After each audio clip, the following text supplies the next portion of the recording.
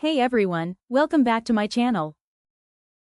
In today's video, I'll walk you through the manual setup of the Netgear EX2700 N300 Wi-Fi range extender. Step 1. Plug in the extender. Plug your Netgear EX2700 into a power outlet near your main Wi-Fi router. Wait until the power LED turns solid green.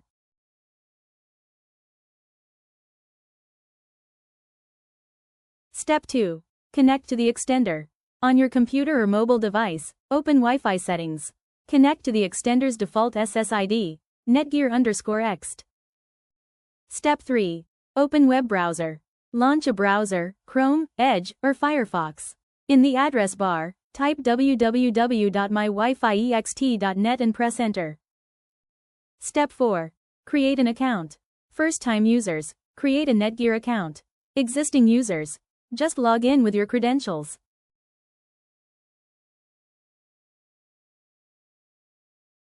Step 5. Scan and select your router's Wi-Fi.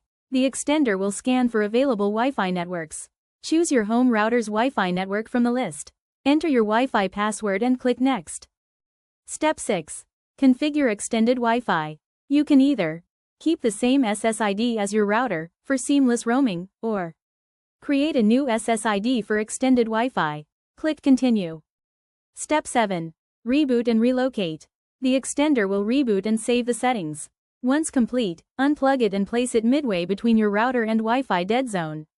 Check the device link LED, green is strong, amber is fair, red is weak. Step 8. Connect devices. Finally, connect your smartphone, laptop, or smart TV to the new extended Wi-Fi network. Your Netgear EX2700 N300 Wi-Fi range extender is now ready to boost your Wi-Fi coverage manually. For instant help call 1-800-915-5645.